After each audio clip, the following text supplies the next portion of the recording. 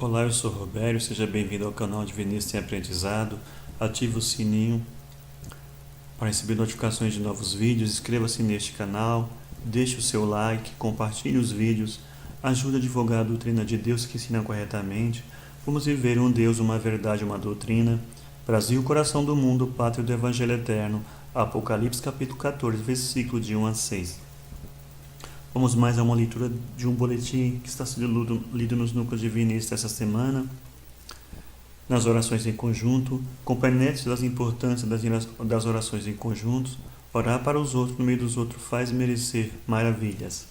Vamos à leitura do boletim e do mais esse condensado doutrinário que ensina muito aos filhos de Deus, deixado por ele como Oswaldo Polidoro, reencarnação de Allan Kardec, dando sequência à restauração da doutrina do caminho ou finalizando a restauração da doutrina do caminho. O título do boletim fala sobre os fundamentos iniciáticos, as raízes transcendentais da doutrina de Deus, nas revelações anteriores, que é de caráter iniciático, como os Vedas, os Hermes, Krishna, Pitágoras, Platão, entre outros, Moisés, Elias, Ezequiel, e assim por diante, atravessando vai em Jesus, que teve o seu maior figurante, como derramador do Espírito Santo sobre toda a carne, porque se não tivesse surgido a corrupção doutrinária, o cristianismo seria apenas essenismo de portas abertas, porque cultivava as verdades iniciáticas e de caráter esotérico, que Jesus veio rasgar o véu de Ísis, tornar público a doutrina de Deus, para que todos os filhos de Deus tivessem colóquio com o plano espiritual diretamente. Deixou de ter o fator iniciático, passou o fator comportamento como credencial para se tornar um médium, um profeta, como era no passado, que agora se chama de médium. Porque os que se dizem profetas hoje, nada mais são do que ser tripofeiros, enganadores dos filhos de Deus. Vamos mais a uma leitura do boletim. Oração ao princípio sagrado. Sagrado princípio do universo, divina causa de todos os efeitos. Infinitos são os vossos poderes, integral a vossa ciência. Dai-me o poder de refletir a vossa divina vontade. Concedei-me, Pai divino, a delegação de ter poder sobre os espíritos malévolos. Envolvei-me ao poder infinito em vossas graças e virtudes, para que minha vontade seja um reflexo de vossa divina justiça. Fazer de mim, Senhor absoluto, um veículo de vosso infinito amor para aqueles que o merecerem. Graças ao Senhor Sagrado Princípio. Os eternos fundamentos iniciáticos. Primeiro, considerar o princípio, Deus ou Pai Divino, como ser antropomórfico, exterior, individual, fora e longe de tudo e de todos, é um erro que se transforma em crimes de idolatrias, fingimentos, simulações, engodos e corrupções, favorecendo depravações de toda sorte de sujidades humanas. Segundo, colocar o princípio longe dos seus filhos, e seus filhos longe de Deus, sempre foi o horrendo e criminoso recurso dos religiosos profissionais, pois assim todas as traficantes se justificam, todos os engodos são comerciáveis, todas as falsas ciências e falsas bondades encontram validades. Terceiro, quando alguém, reconhecendo que existem mundos e humanidades, leis regentes fundamentais de todos os fenômenos físicos, químicos, mecânicos, térmicos, eletrônicos, etc., e não pode negar o infinito e a eternidade, o espaço e o tempo onde todos os fenômenos se realizam, e com tudo isso ainda nega um princípio ou Deus, nada mais faz do que provar o quanto é infeliz. Quarto, como espírito ou centelha emanada não criada, de Deus contém todas as virtudes divinas em potencial, terá que desabrochá-las, até tornar-se espírito e verdade, ou Deus em Deus, ou realizar o vós sois deuses, como a Bíblia ensina, e para isso as leis regentes dos fenômenos materiais não servem. Através de seus escalões direcionais, enviou Deus a seus filhos a lei moral, os 10 mandamentos da lei de Deus, o código de conduta para mundos e humanidades. Primeiro, eu sou o Senhor teu Deus, não há outro Deus. Segundo, não farás imagens quaisquer para as adorar. Terceiro, não pronunciarás em vão o nome de Deus. Quarto, terás um dia na semana para descanso e recolhimento. Quinto, honrarás pai e mãe. Sexto, não matarás. Sétimo, não cometerás adultério. Oitavo, não furtarás. Nono, não darás falso testemunho. Décimo, não desejarás o que é do teu próximo. Quinto, ninguém precisa adivinhar que, em moral, o homem coloca a inteligência, o resultado de sua evolução biológica, a serviço do mal, transformando-se no pior dos animais, no algoz de si mesmo e de seu próximo. Acresce também, para quem for inteligente e honesto, que o primeiro mandamento é a síntese teológica e teogânica, por excelência, pois no um tudo é, em origem e valores fundamentais. No um, tudo movimenta e atinge a finalidade. Nenhum homem conhece tudo, em termos de infinito e de eternidade, para discernir a ciência contida no primeiro mandamento. 6. Sétimo. Sexto. Depois da lei moral, importa conhecer o Cristo modelo de comportamento ou personagem vivido por Jesus, que, tendo o espírito de dons e sinais sem medida, não nasceu de homem e deixou o túmulo vazio, como advertiu o profeta Simeão.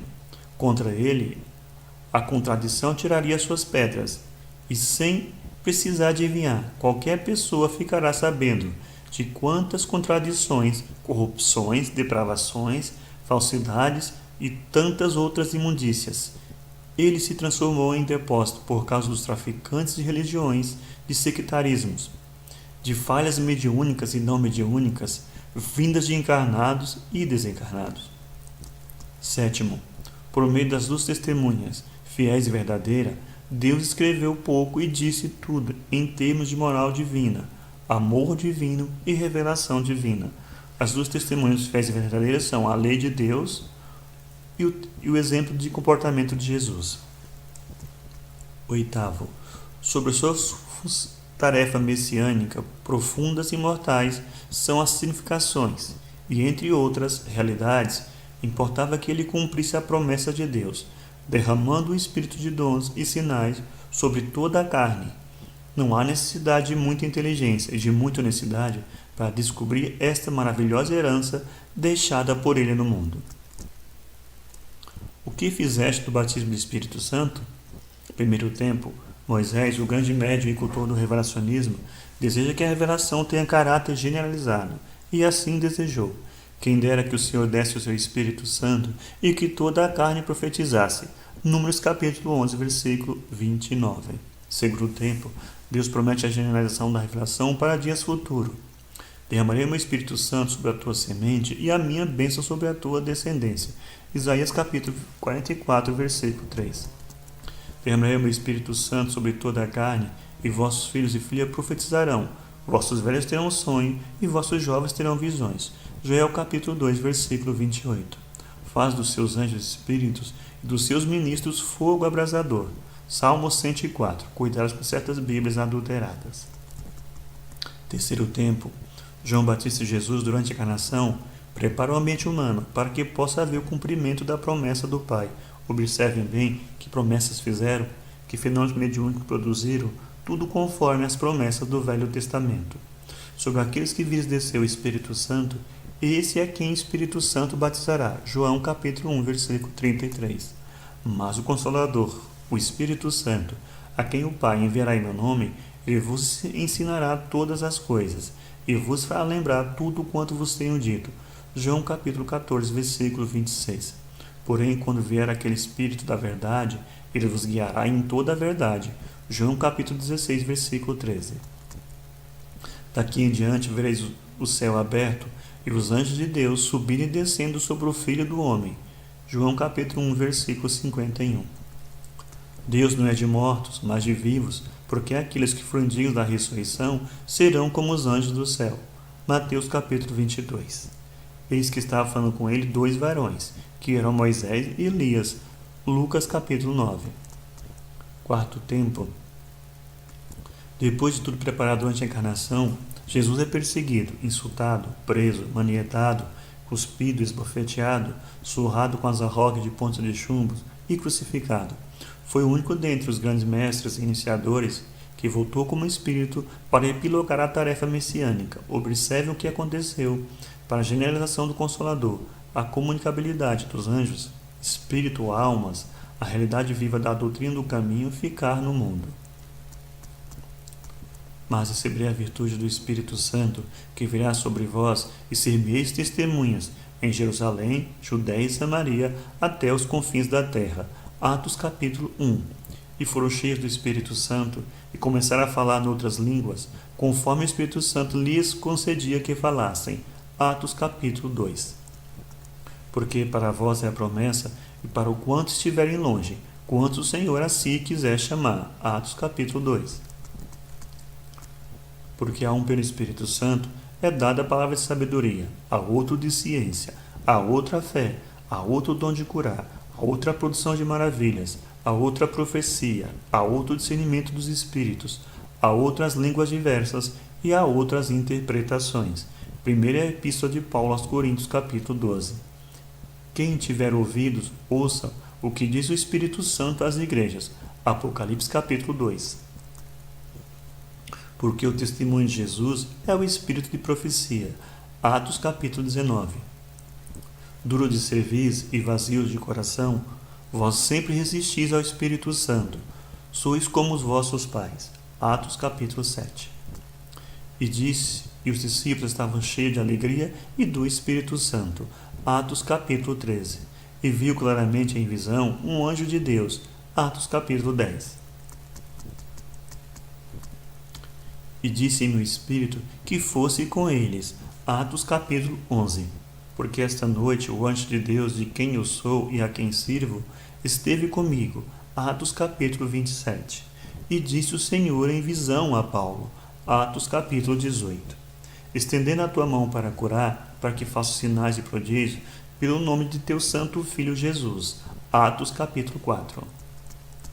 Porque sendo exaltado por Deus, e tendo recebido de Deus a promessa do Espírito Santo, derramou a este sobre vós, como agora o estáis vendo e ouvindo. Atos capítulo 2, versículo 33. Caríssimos, não creais a todo espírito, mas provai se os espíritos são de Deus, porque muitos já foram os falsos profetas que se levantaram no mundo. Primeira Epístola de João, capítulo 4. Vós que recebeste a lei por meio dos anjos, entretanto não aguardais. Atos capítulo 7. Testificando também Deus com eles por sinais, milagres, várias maravilhas e dons do Espírito Santo, distribuído por sua vontade. Hebreus capítulo 2, versículo 4. Acerca dos dons espirituais, irmãos, não quero que sejais ignorantes. Primeira Epístola de Paulo, capítulo 12, versículo 1. Antigamente em Israel, indo alguém consultar a Deus, dizia assim: vinde e vamos ao vidente, porque ao profeta de hoje se chamava então vidente. Primeiro livro de Samuel, capítulo 9, versículo 9. 9. Sendo o batismo do Espírito Santo, ou derrame de dons espirituais sobre toda a carne, a herança deixada por ele no seio da humanidade, não fica bem a quem se disser cristão não saber o que seja a graça que adverte, ilustra e consola, e muito menos negá-la, ou chamá-la coisa de Beelzebu. Convidamos cada um a ler, estudar e procurar por si mesmo saber o que é, como é e para o que serve. Fugindo de quantos religiosistas sectários andam pelo mundo torcendo, escondendo, deturpando, desviando com o propósito de defender suas maquinações, seus interesses mundanos, seus orgulhos, ciúmes, despeitos e outros muitos defeitos humanos. Estudem o fator Espírito Santo. Vamos agora a algumas perguntas. A. Espírito Santo Consolador é a terça parte do princípio único, Deus ou Pai Divino, que tudo emana, sustenta e destina? B. Espírito Santo é apenas um espírito comunicante? C. Espírito Santo é o símbolo dos bons espíritos comunicantes? D. Espírito Santo é uma virtude divina que se manifesta nos filhos de Deus, como os dons espirituais, mediunidades, carismas, dotações ou faculdades psíquicas, facilitando a comunicabilidade dos anjos ou espíritos, sinais e prodígios e curas? Qual a diferença entre os dons espirituais e os espíritos comunicantes? 10. Acima de todos quantos os ensinos as grandes bíblias da humanidade possam ensinar, e encarnados e desencarnados considerar, importa colocar a moral divina, o amor divino e a revelação divina acima de tudo, porque em cada espírito ou filho de Deus, uma chama divina proclama a necessidade de respeito a um princípio total, respeito às virtudes espirituais, respeito à capacidade de amor, renúncia e respeito para com os mortos ou desencarnados, porque nenhuma pessoa moralizada e virtuosa pode admitir que a vida espiritual tenha fim, que os produtos da inteligência terminem em um esqueleto, que todo o amor cultivado e provado através de tantas circunstâncias difíceis da existência a nada se reduzem com a separação física. 11º.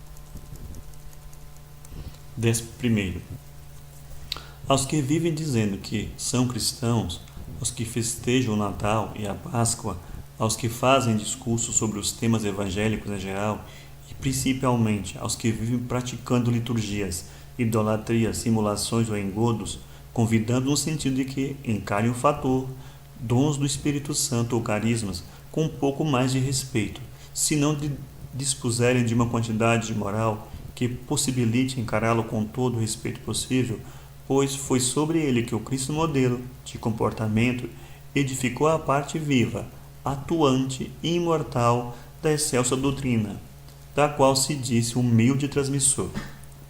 12º. Tantas e tais são as repugnantes contradições sobre Jesus e a doutrina do Pai que ele transmitiu à humanidade, que a leitura deste trecho se impõe como alerta imprescindível. Procurar o conhecimento do cristianismo fora da Bíblia, em opiniões de encarnados e desencarnados, é o mesmo que entronizar a ignorância, o erro, a contradição, a corrupção, a depravação e muitas outras inversões. A lei moral e o Cristo divino mode para ser instituições divinas ou testemunhas divinas, como assinala o Apocalipse, não depende de pareceres humanos. Os bons espíritos encarnados e desencarnados, quando muito, devem testemunhá-las em conhecimentos, sentimentos e obras. 13º. Nenhuma profecia ficará sem cumprimento. E, portanto, aquela profunda renovação do mundo e da humanidade, marcada para o fim do segundo milênio e a vinda ou chegada da fase intitulada Um Novo Céu e uma Nova Terra, no Apocalipse, obrigarão os habitantes da Terra a uma tremenda, profunda e significativa revisão em tudo quanto diga respeito aos conceitos iniciáticos, ou que deveriam ser iniciáticos, e se transformarem em maquiavélicos engodos religiosistas e sectários, politiqueiros e até propositalmente corruptos, depravados e invertidos. 14º.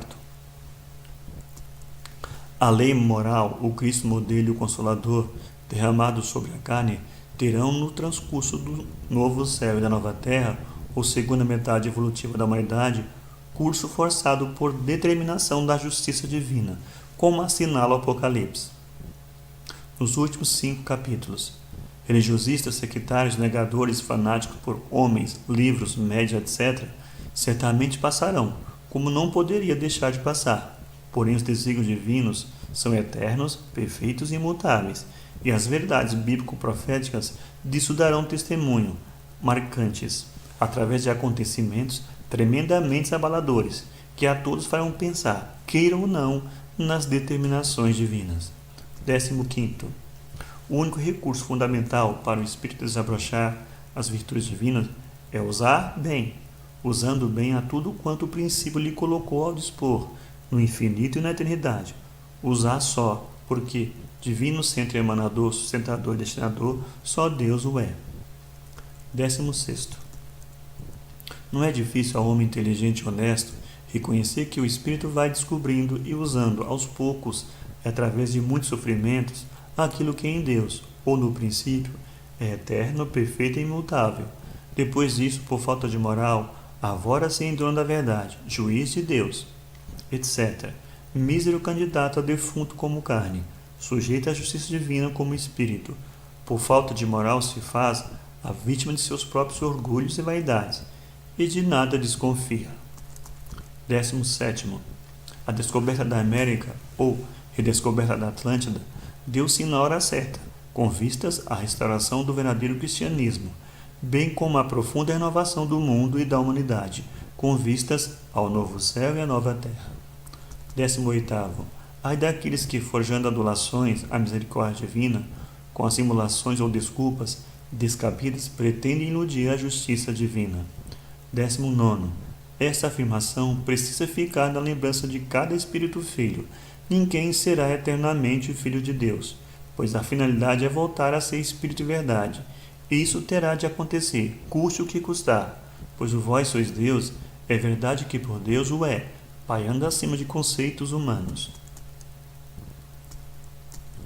20. Um Evangelho eterno foi prometido à humanidade depois da passagem do Cristo modelo, ou do chamado seu Evangelho, em Apocalipse capítulo 14, versículo 6. É aqui, com a entrada na fase chamada Novo Céu e Nova Terra, jamais deixará de haver a verdadeira restauração do cristianismo, como fornecimento de toda a documentação bíblico-profética e com todos os demais informes por Deus prometidos. 21. O livro Evangelho Eterno e Orações Prodigiosas é o Evangelho Eterno que está prometido em Apocalipse capítulo 14, versículo 6. Assina o boletim Princípios Sagrados Oswaldo Polidoro. Agradecemos a todos que nos acompanham. Vamos mais uma oração. O reino de Deus. O reino de Deus não é de palavrórios. O reino de Deus não é fingimentos. O reino de Deus é a verdade conhecida. O reino de Deus é o amor praticado. O reino de Deus é virtude acumulada. O reino de Deus está em cada um. A cada um cumpre desabrochá-lo. Há uma sagrada finalidade para tudo. Aprenda com o Evangelho Eterno. Vide Apocalipse, capítulo 14, versículos de 1 a 6. Agradecemos a todos que nos acompanham nas leituras dos boletins.